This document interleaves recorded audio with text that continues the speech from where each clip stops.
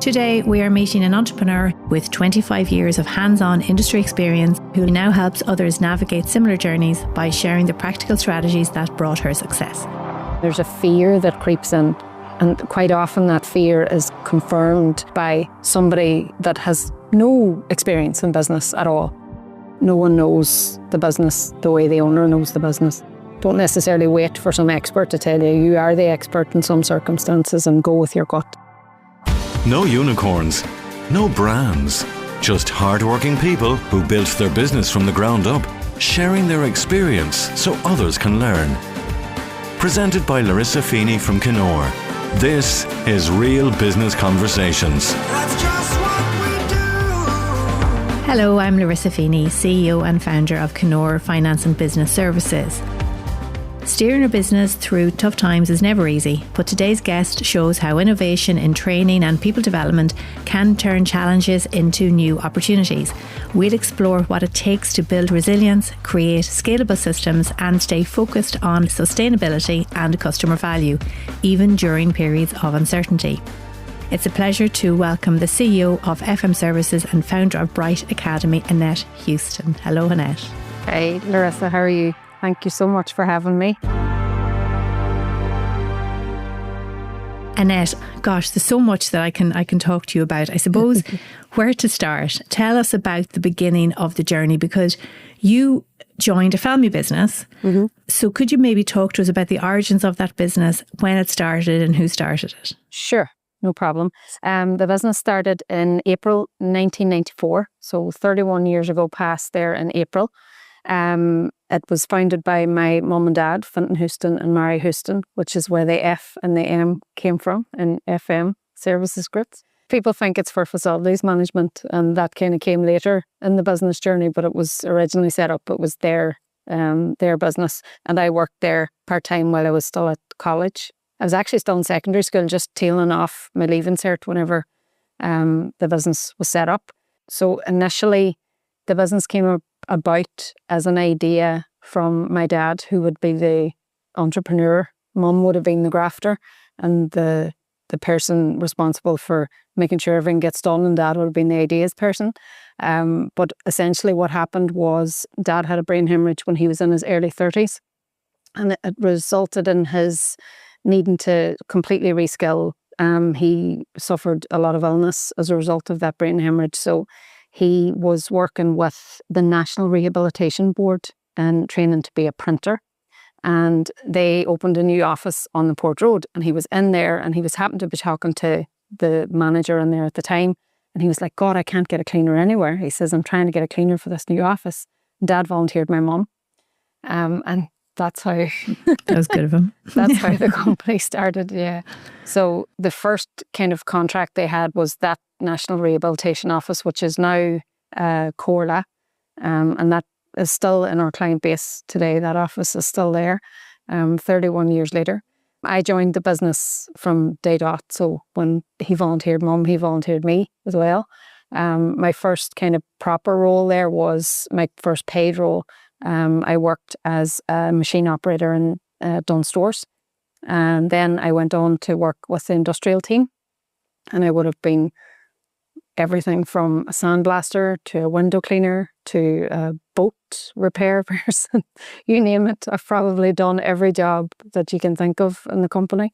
And then as the company kind of faced into financial difficulty in 98, 99, I came into the office then to try and see where things were at and that. So that's kind of where I ended up here. Was it always an intentional decision for you to join the family business, or did it just happen that way? Accidental entrepreneur. Yeah. I think, and that's something I'm finding that can be quite common. But no, I trained as an electronic engineer with AT, well, would have been then LYIT.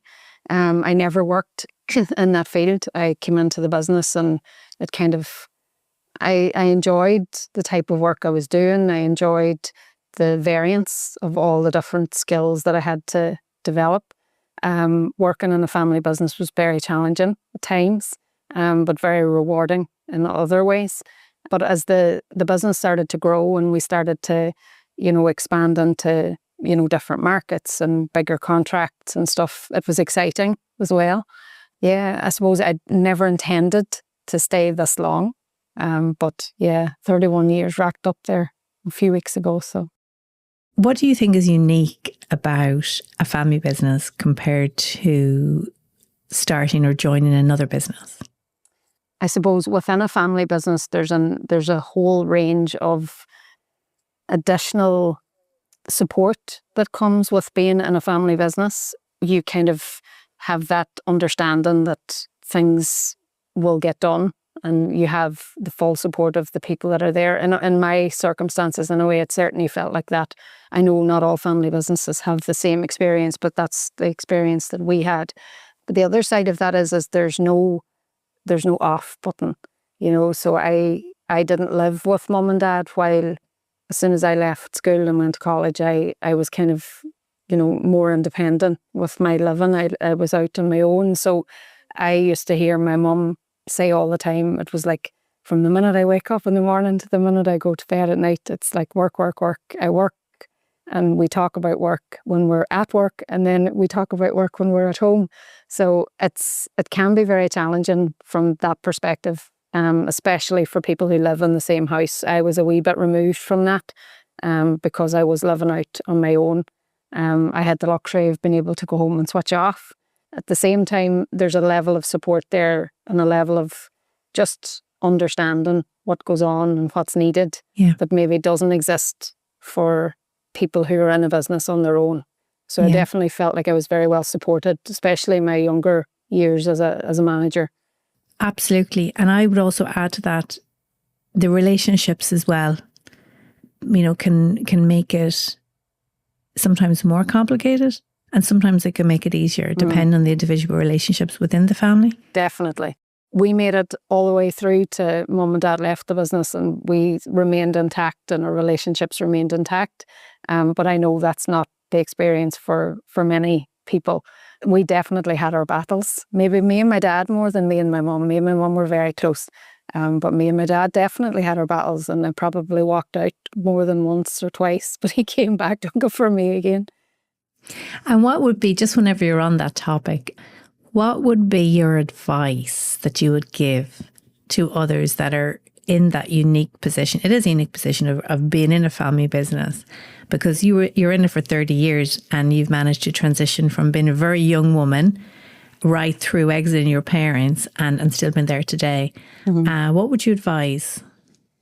I suppose persevere would be one thing. If you want the thing to succeed and you want to be there to see the business into the next generation, you're maybe going to go through that transition period of transitioning from the founders to the next generation, and it will be hard, it will be challenging. Taking my perspective onto it, I had new ideas and I had, new markets I wanted to go after, and maybe they weren't so keen on taking those kind of risks. And likewise, when the business did get into financial trouble in 98, 99, just because of the kind of investments that were made in types of cleaning that would have been very ahead of their time. If they were in existence today with all the sustainability things that are in play today, it would have been a very different story. But it was just too innovative and too ahead of its time back then. And in that period of time, I had to come in and assess, could the business be saved? And we had to make some very hard decisions, and that meant divesting that particular innovation that Dad had brought on. And that was very challenging at the time. It was like he didn't want to give it up. There was a lot of money already invested. There was grants that had been got for equipment. And I was like, listen, if we don't jettison this, we aren't going to have a business at the end of it. So there was some very, very tough conversations that needed to happen. But I think when everybody's on the same page around what you want the business to be, and if you're on the same page, you'll find middle ground somewhere. It might get a wee bit heated from time to time, but I think just persevere and don't sacrifice your family relationships for something short term in a business. Look at the long term stuff. Look at the big picture of what's at stake. Annette, did you guys ever take in outside help to navigate through those difficult times, like objective individuals, I suppose? We did. I suppose I'll give you a few examples. Back before I would have came into the business as a kind of a manager such, there was a partner that had been brought on by mum and dad.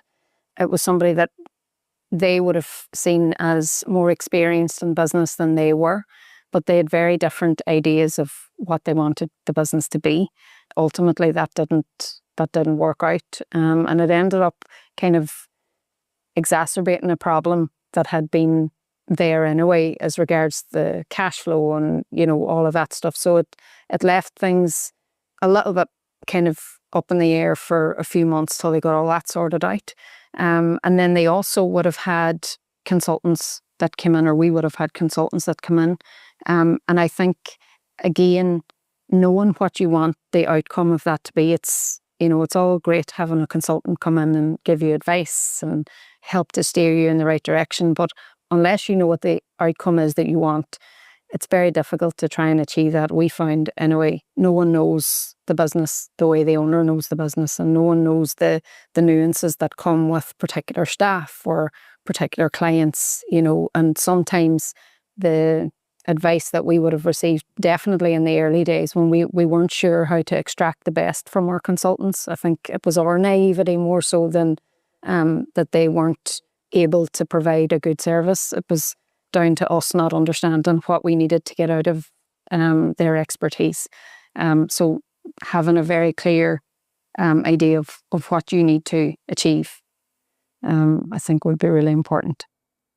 I think that's really good advice, actually, because, and it's probably a mistake that a lot of business owners make, that you bring somebody into the business and you think that they're going to have all of the answers that you don't have. Yeah. And they're going to know what to do and they're going to be able to tell you what to do, and then you just have to follow their direction. When actual fact, you know, you're the expert really in your own business and in your own sector in many cases. And given the information as well, because sometimes we don't give enough information to those experts that come in, and that can impede their decision making or their direction, you know?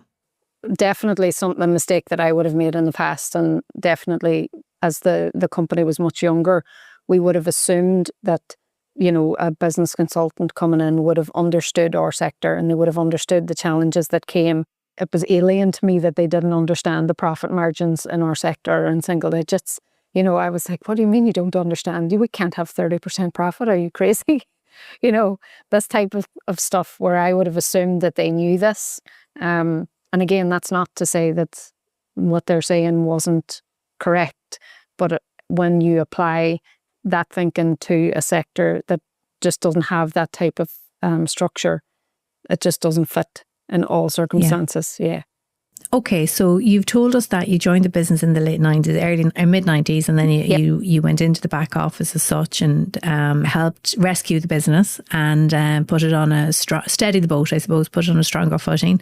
So what happened then as you entered into the 2000s? Your mum and dad were still in the business at that point. They were. And were you managing the finances, or what was your role? I think I was a wee bit of everything, Larissa, to be honest. I was like a contracts manager, so I would have been responsible for a lot of the teams. And I also would have been the general manager, I suppose, in the office side of things, where I'd have been responsible for HR, health and safety, recruitment. As most small business owners are, you're kind of wearing about 10 different hats at times. I think you'll never get the experience from a large corporate business that you do in a small business. You know, you really get a well-rounded view of what a business takes to run when you're in an SME. But in saying that, you don't get to experience the depth of knowledge, I suppose, in any one of those. You're kind of, what's that saying? You're a jack of all trades and a master of none. Master of none, yeah. Yeah. So mum and dad were in the business up until, well, dad was in the business till about 2006, 2007 when he fell ill. And mum remained in the business despite the fact that she wasn't in a managerial role as such. She remained in the business till recently, actually, till she had to leave because of ill health as well. But in saying that, I suppose dad's from a leadership or a management perspective, he would have been the person that I looked up to in that regard, you know, and the how do I get the best out of people, or how do I secure new business? That type of influence was more Dad's side of the house, and he left in 2006, right before the recession.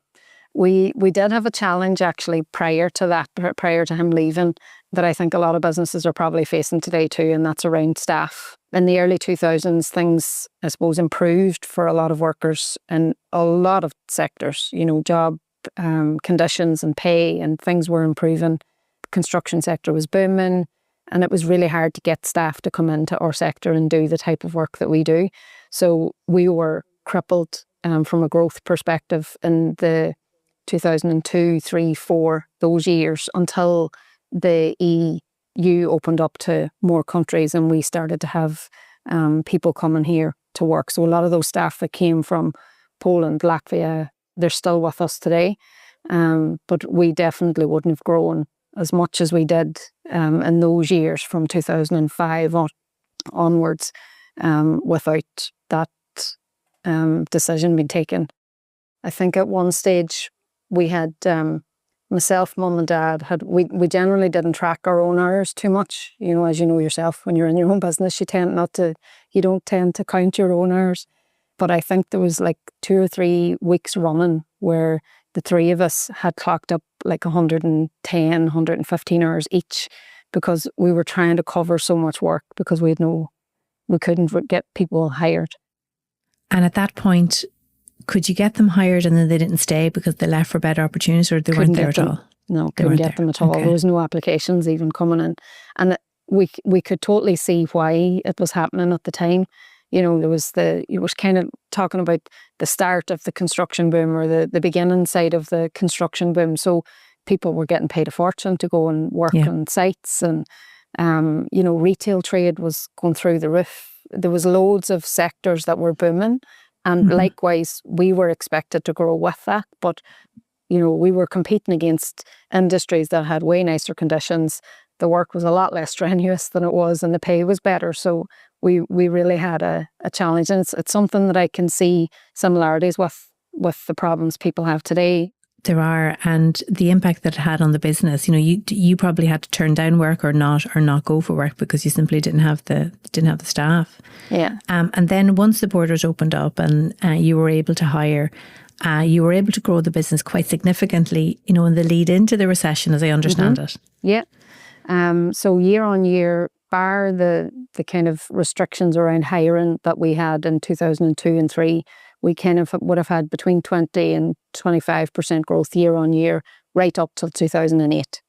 And then it fell off a cliff, and we pray that it never goes there again. Yeah, it was challenging now, yeah. That, I mean, what did you say, 25% year on year growth on average, which is an unbelievable number to be achieving every year. Yeah. Consistently achieving that growth every year. I mean, that in itself is challenging. You know, once even having the staff, getting the staff, that's one thing. But even having the staff, maintaining that growth and servicing that growth, how did you do it from a financial perspective? You know, from a funding perspective, were you just reinvesting your profits back in, or how did you do it? Everything was going back in. Yeah. So I suppose, again, with the inexperience maybe that I had at the time, we were funding everything directly. There was very little loans up until the recession hit, and we required different sources of financing. Basically, whatever overdraft was there. That's hard though, isn't it? And it's, you know, I know that it's good not to have the debt. Yeah, it left us very exposed though when things turned. Yeah. And I mean, there's pluses and minuses, and because, you know, we get asked this all the time. There's pluses and minuses around the different methods of funding, and that bootstrapping is a valid method, but each has its plus and minuses. And the big challenge with bootstrapping your business is, well, speed, you can be limited because you know you can only go so fast, even if you have all the resources around you. Yeah. But also if things turn, it doesn't give you any cushion. Even if they just turn temporarily, it can be really difficult. And that's the position you guys found yourself in whenever the recession hit. Yeah. And I suppose given the nature of how it impacted and what sectors, I know it impacted everywhere, but it impacted construction sector was where we seen it first. So we started to see a drop off in orders. We would typically have been booked maybe 6 months ahead of time for big construction projects to go in and do, their final cleans and stuff.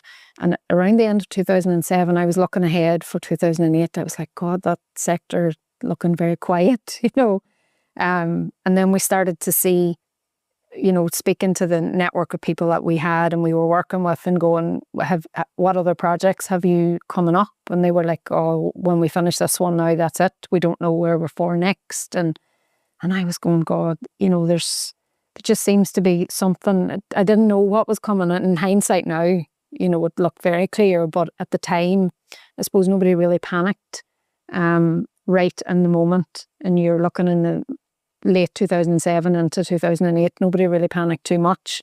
But there definitely was a slowdown there in hindsight. And then I suppose once Lehman's actually went and things began to unfold or unravel, government departments were, trimming budgets. All private sector were trimming budgets or eliminating their budget for the type of work that we did. Because they were quieter and they were trying to not lay off their own staff, they would pass on anything that they'd subcontracted out to their internal teams to try and keep them on the books as long as they could, trying to avoid a redundancy situation. So as contractors, we were the first to get cut and we were seen as not an essential service. Mirror that with 2020 and it's like you've just seen all sorts of different parts of the roller coaster. Yeah. And that's exactly what it is. Yeah. So that recession was obviously, without doubt, an extraordinarily difficult time. Yeah. You were the one then that had to steer the business through it and out of it. Yes. How did you do that? I look back on that, Larissa, sometimes and I wonder, and that's, I suppose, where from a family business perspective, that's where the strength of having that support around me really, really did help me get through that every day. Like there was days where you would have had, your overdraft would have been 90% to its max and you would have had a monthly payroll coming out for 160 staff, and you were thinking, how am I going to get this in? Everybody was late paying, everybody was in the same boat, nobody had any money, but you just cut the cloth. You had to maybe not pay suppliers when they were due to make sure you made wages payments. You had to maybe be late paying your revenue. There was things that in an ideal world would never happen, but you had to get the staff paid. Yeah. Something that was a driver for me that sits outside FM that most people wouldn't be aware of is the dad side of the family had another business years ago, completely different industry, but that business fell onto hard times and we actually lost our home as a result of that. So there was very much an emotional driver there for me that was not going to happen again on my watch. And mum and dad's house that they were living in and mortgaged was depending on both their wages were depending on this business being successful. So there was very much a thranness, if you want to put it that way, that it wasn't going to happen, not while I was in charge. So we had to make hard decisions. We had to lay people off. We had to divest our whole Northern Ireland business at one stage. It was very much based in the retail sector. So we had 60 staff working in Northern Ireland, just servicing retail only. And that entire thing had to be divested. Our industry works on very low margins anyway. And during that, you were finding that there was people from the facilities management sector, or there was people from, that would have been contract painting companies. They were all coming into the cleaning sector to try and, again, compete and stay afloat. So they were taking on work that they would never normally take on. Same with construction companies, they were taking that in-house and doing their own work. So we found we had an awful lot more competitors for Northern Ireland business than we would have ever normally had. So there was a lot of things that we had to decide to do that I would never have anticipated needing to do, like to divest our biggest client because the margins were too tight. And I could see that it was draining our cash flow, something horrendously. That was 2012. that we had to do that. I'll not name the client, but we had probably, I would say, in the region of about 70 staff, all in between Northern Ireland and the Republic of Ireland, working for that particular client, and we had to divest that. And I would say about 6 months after that, I started to see light. So that was the key.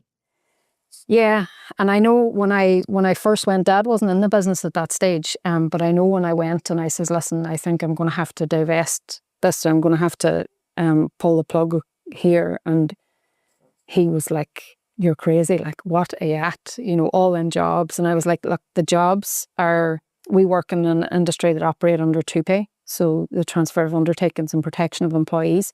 So I knew by us voluntarily giving up the work and somebody else taking it, that the staff would be protected and they would be in their jobs with a new contractor, albeit it wouldn't be us. But I knew if we remained and we couldn't make it, then the risk was that they would get nothing and they would lose their jobs.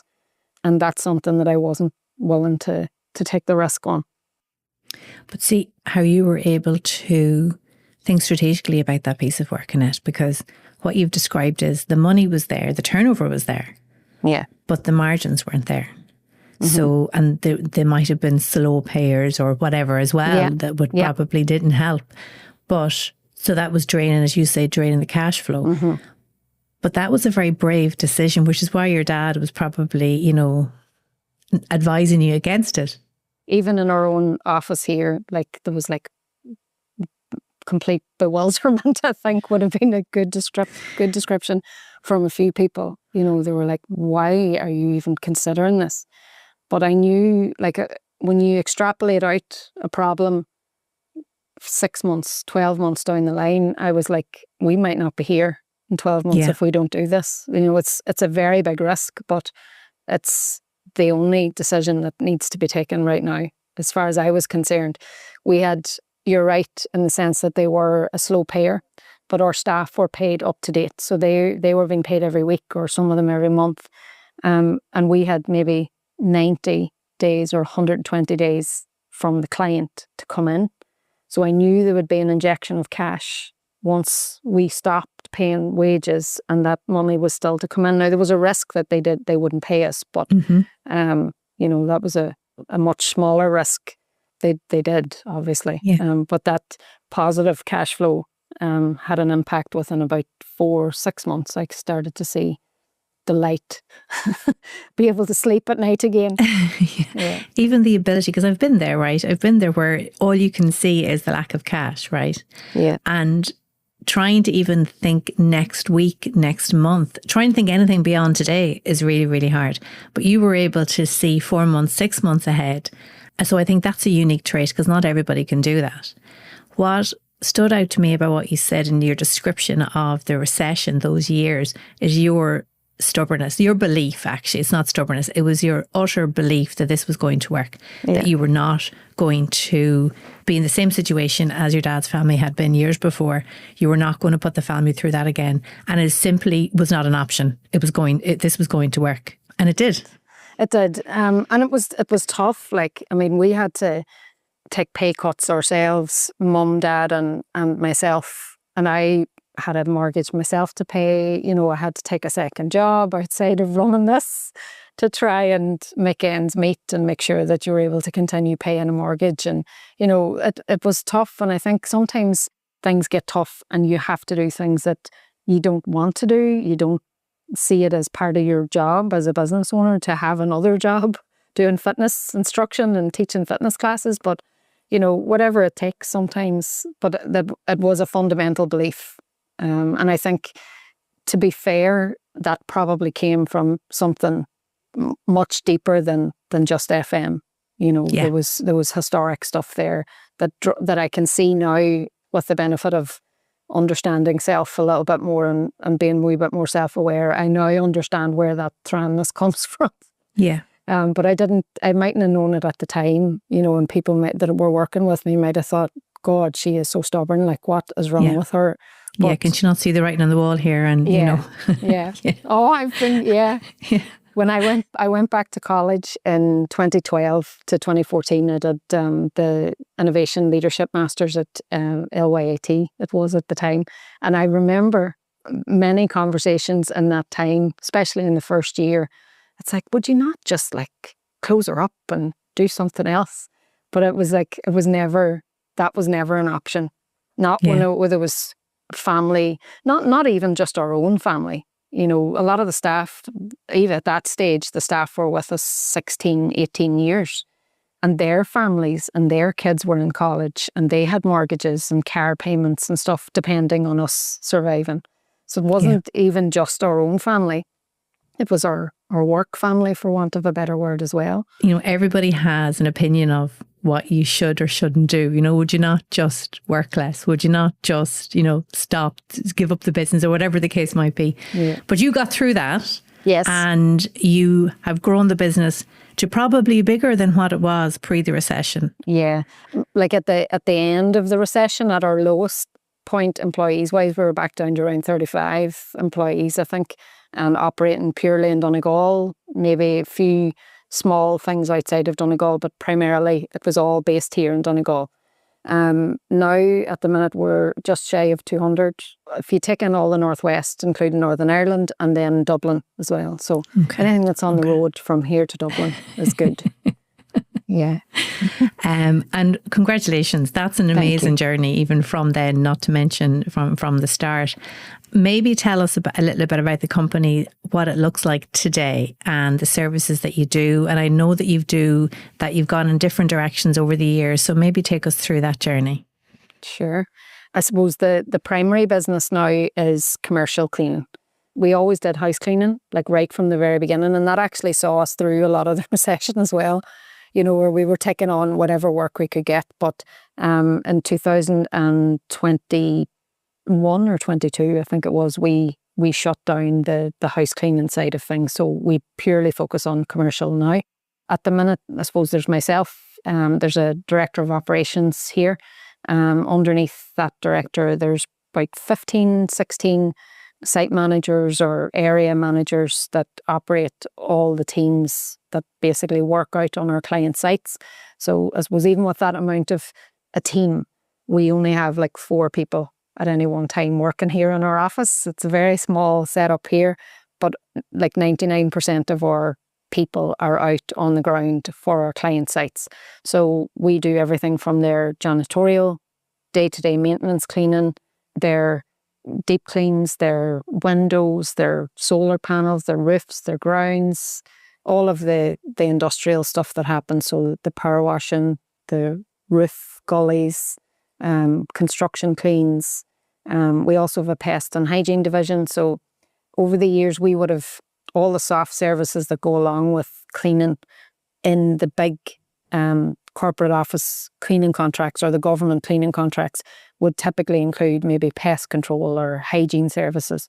And we used to subcontract that out to specialist vendors, but then they kept getting bought up by competitors of ours. So I was like, I can't keep going back to my clients. This was probably 2006. I was like, I can't keep going back to my clients and telling them that their vendor has changed again because some competitor keeps buying out the small guys. So we actually set up our own divisions here and we trained our own people. So we've been providing all of those services since as well. Yeah. That's not Bright Academy, is it? Or No. Bright Academy is a different beast altogether. Okay. Bright Academy was set up in 2018. And it was because we couldn't find kind of comprehensive and accurate cleaning training for our team. So I trained with the British Institute of Cleaning Science way back years ago, but up until even at that point, they didn't have an online, like an e-learning platform. It was all in-person training. And our sector would have, as I've mentioned, fairly low margins. So getting people away for a 3-day training session in the UK or in Dublin from Donegal, it's hard, you know. So we wanted something that could be delivered in bite-sized learning, that it could be delivered in different languages, that it could be delivered online in their own time. We couldn't find that, so we built it. And that's what Bright Academy is. And does it serve internal only, or do you sell that externally too? We do sell it as well, yes. Okay. So that was exceptionally busy over COVID, as you can imagine. Yeah. So we were, again, really fortunate that that was all there and set up and done prior to COVID, or prior to the pandemic, yeah. And how did COVID, because obviously cleaning, you would think on the surface is an essential service, is an essential function. How did COVID impact the business? Initially, like most of our corporate clients or government offices all went to work from home, so they didn't require cleaning services. So right at the very beginning, the first week or so, we were in the same boat as everybody else. Everything locked down, all staff furloughed, But then we started to have customers that would reopen for essential IT staff to come in, or maybe there was food manufacturing or medical device manufacturing, and they were classed as essential. They needed to be cleaned more than they would have ever had before. So I suppose over the course of the year 2020 and into 2021, we actually probably broke even on what we would have expected to do that year, because even though our regular work was declined, or it had declined, there was an awful lot more work in sectors that we'd never been in before. And we would have typically not worked in the healthcare sector at all, bar maybe the pest side of things and the hygiene side of things. Because the health sector here, particularly in the northwest of Ireland, service their buildings in-house from their own staff. So they wouldn't have had external contractors coming in like the way maybe they do in Dublin or in the south regions.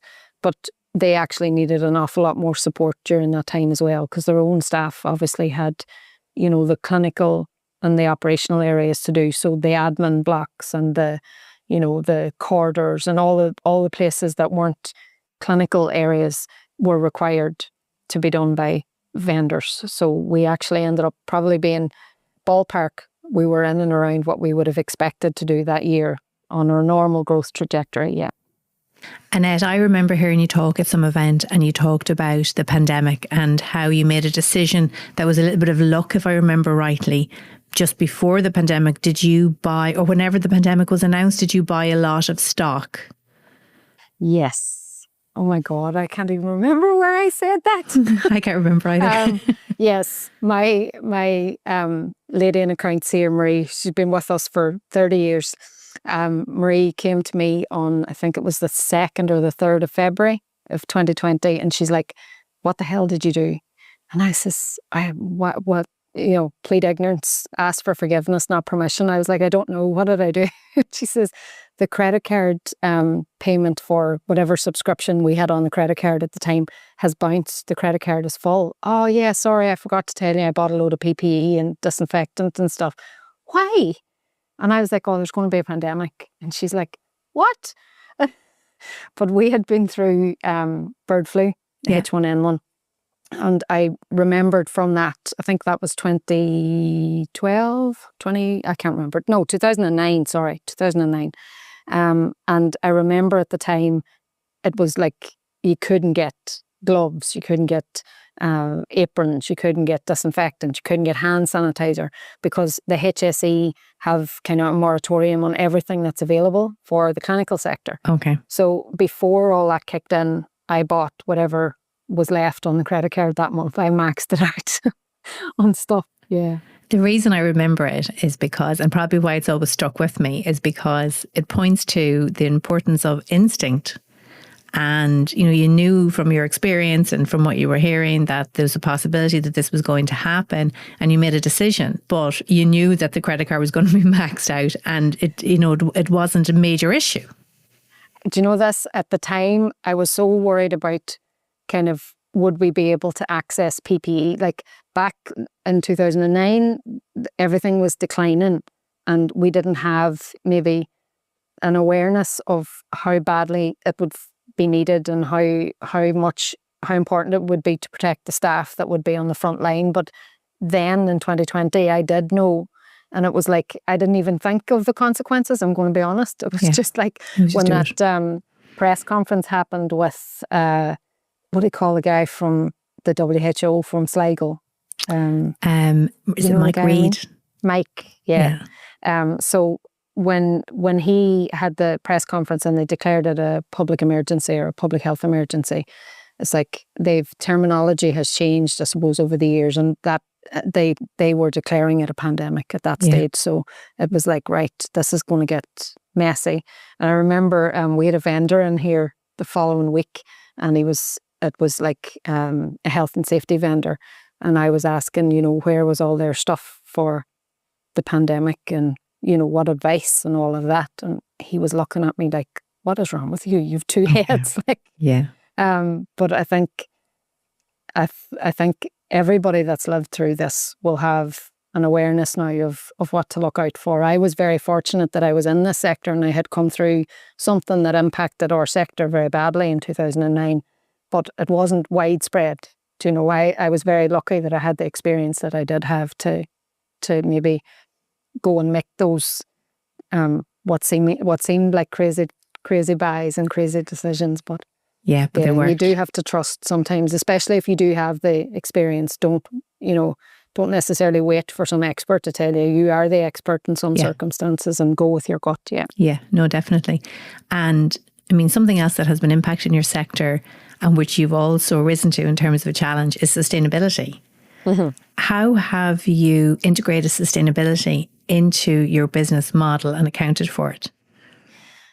Well, I suppose it's something that we would have been looking at prior to the pandemic. We were looking at going for the Cleaning Industry Management Standard. You'd see it maybe referred to as SIMS.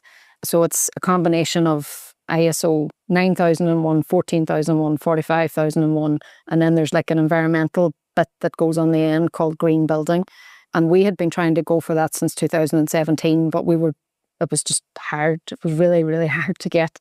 And we were in the middle of that when the pandemic happened. So we kind of had to park everything because the priority was safety, not sustainability. But as soon as things started to reopen again, particularly in 2021, when the restrictions started to ease and people started to go back to the office all the time, or, on a more regular basis, what we found was a lot of our corporate clients and our government clients, their number one priority was sustainability. It wasn't safety. It wasn't anything else. It was, how do we get our sustainability metrics to improve?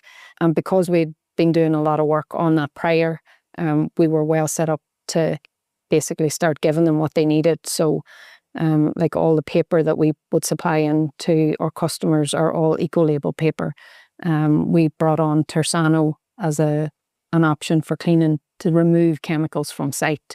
So for us to be able to offer them, a proven way of improving those sustainability metrics all the time is something that we're lucky we're in the position to do that. And that must be a differentiator for you in many ways. I'm thinking about what you said earlier on around the margins within the sector being so low. Mm-hmm. I'm also thinking about how I would imagine the barriers of entry for competition are quite low. Yeah. So it's this one way, Annette, that you can offer added value to your customers and stand out from your competition? I think initially it was a differentiator. There's no doubt that there's a lot of the bigger companies now that are, they're all singing off the same hymn sheet, and they're all trying to make sure that they're doing their bit to improve their metrics for themselves as well as for, their customers as well. So I think in the beginning it was a differentiator, maybe not so much anymore. I think there's definitely been a good catch up there within the sector. As an industry, we really do contribute an awful lot of problems as well as solve them. The amount of plastics we use, with the amount of paper we go through, the amount of chemicals that we use. And that's why things like training is so important, because if you have somebody that's misusing the products that we supply, they're overusing them, or they're using the wrong chemical in the wrong environment, it can have a really negative effect on a client site. So that's why we would be an advocate for training in the sector. Yeah. And that's where Bright Academy comes in, of course, in terms of how you can assist in that. Absolutely. I'm wondering about the customers that you have, the client relationships that you have.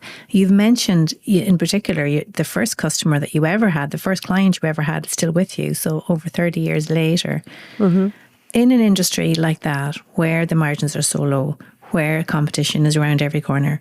How do you create that loyalty that you clearly have with your clients? To be honest, our geographical location has played a big part in that in Donegal over the years. I think an awful lot of our would-be national competitors or international competitors, they maybe don't have the same foothold up here in the rural part of Northwest Ireland that we would have. I know there's like similar company to ours down in Mayo direction, and they would have the same type of loyalty from their customers, you know. So I think because of our location, we've been quite lucky in that sense that they maybe haven't been so keen to come up here and ruffle any feathers, because they're going to have to come up here if there's problems with sites or there's problems with staff or whatever. So I think, you know, given that the vast majority of the spend nationwide is sitting in Dublin, Cork and Galway and maybe Limerick, there's probably a reluctance to go, you know, and invest too heavily in any of the rural areas. So I think that's part of it. The other side of it is we would have a culture here of one of our core values is problem solving.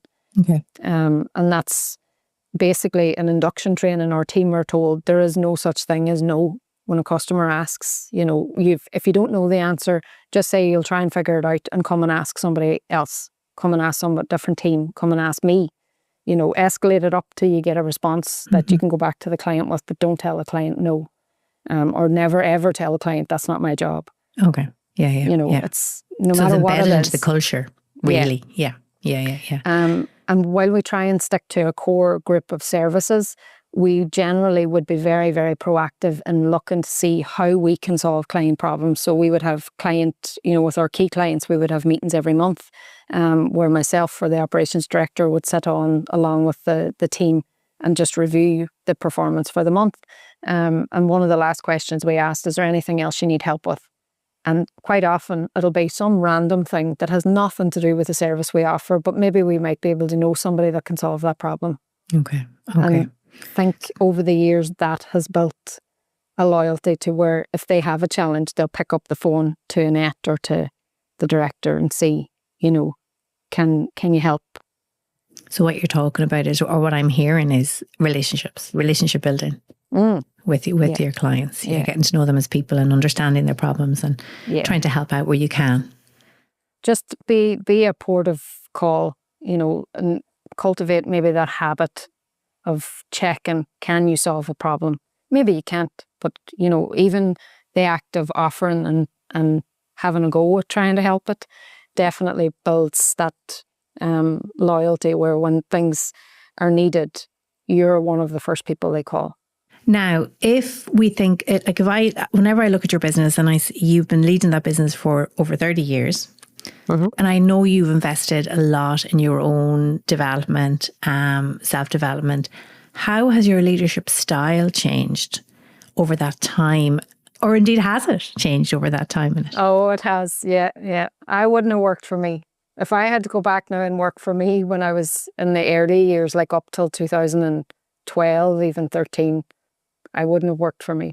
I used to be very used to be very hard on myself about this. And then as I've kind of moved on a wee bit, I'm going, right, okay, well, I was very young. I didn't have any formal training until kind of 2008, 2009, that sort of time. I went to do a night course in management leadership or something at ATU. And then the industries that I was working in heavily were all around me was male leaders. There was very, very few, bar maybe one or two very inspirational female leaders that worked within the sectors that I worked in. I worked in the construction sector. All the retail managers that I came across for the first 10 years were male. And in the sectors that I worked in, it was about the task, the job. People didn't come into it.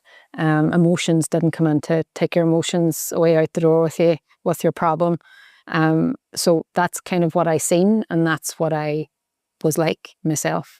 And it was only through, I suppose, over the years, recognising that I could have prevented good people from leaving if I had have done things differently. And I mightn't have recognised it in the moment, but maybe as I grew and as I matured and as I learned better ways of doing things, I was like, I could have worked better with that person. I could have had a very different outcome. Maybe that person would still be here after 30 years too if I hadn't have responded in a way that I did, when I was younger. So I suppose the investment in my own training, I did start to take steps, like I say, with that first course, that nighttime course, but the big shift, the really big one, came after the recession.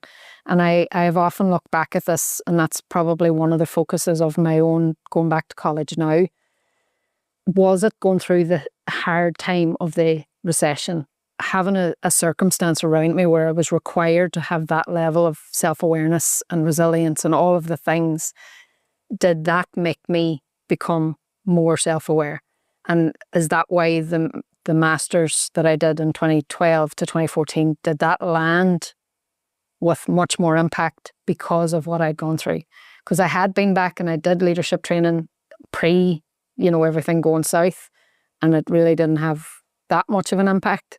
But definitely the masters did. Now again, it was a very different course. I was exposed to very different minds, very different cohort of people. They were all very senior people in their organizations, some business owners, some corporate leaders. So you learned as much from your peers in the room as you did from the lectures a lot of the time. But I definitely credit that particular course and the investment they made in helping us to be more self-aware and understand emotional intelligence better. And I think it had to have been impacted by your experience, because the way we experience new things is coloured by our own lived experience. Yeah. And had you done the masters whenever the business was still performing really well, you might never have done it. Possibly not. So they're no doubt related. And you're currently doing a doctorate, is that right? Yes, for my sons. I don't know why. Some days I wonder, why did I take this on? But I am enjoying it. It's challenging. And are you getting as much from it as you did from the masters? Yes. Yeah. Okay. I think when you take on something like this, it's really important to recognise the biggest transformation in this will be you. It's in, there's a huge investment in understanding your limits, and there's a huge emphasis on you expanding those limits and getting past where you were before. So I suppose I see the change in the business after I did the masters, and I feel like the business has got to a stage where it's plateaued a wee bit. Mm-hmm. Our growth maybe is not as good year on year as what I've been used to.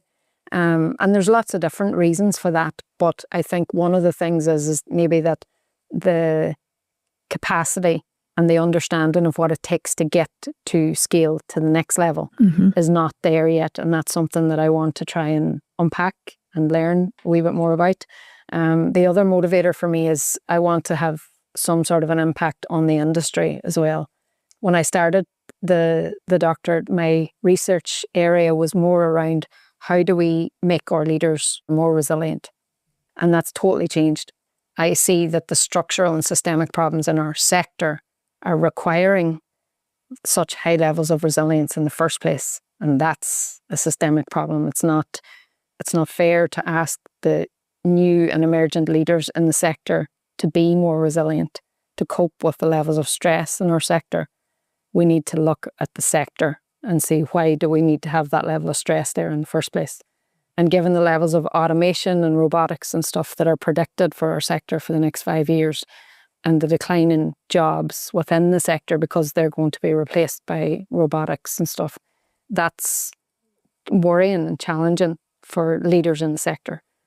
We're really going to have to get a handle on this to keep our good people in the sector.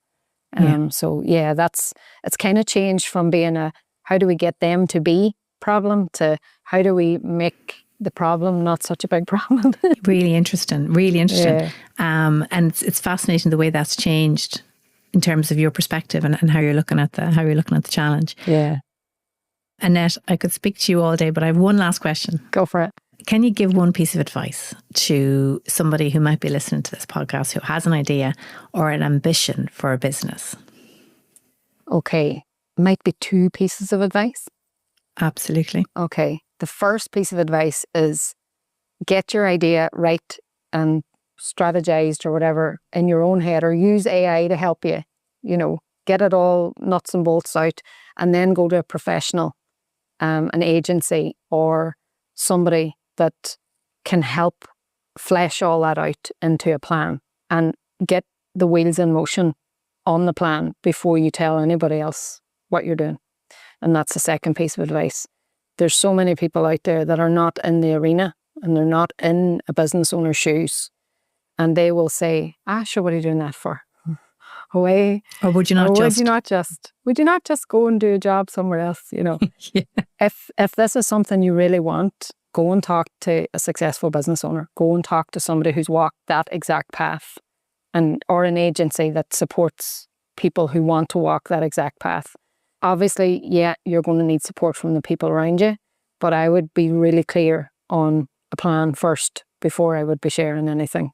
If there's anything that I would have watched people in my own circle and my own people that I know over the years, and you can see they want to do it. You see that they have the ambition to do it, and there's a fear that creeps in. And quite often that fear is compounded or confirmed by somebody that has no experience in business at all. Annette, thank you very much for being so generous and so open and honest with your journey. It's just been fantastic to talk to you. Annette Houston, CEO of FM Services. Thanks, Larissa. Thank you for listening to Real Business Conversations with Kenor. For more information on this episode, see the description area of this podcast or visit our website, kenor.com. Remember to press follow on your podcast player now so you'll get a brand new episode every single month. This podcast is produced by DustPod.io for Kenor Finance and Business Services.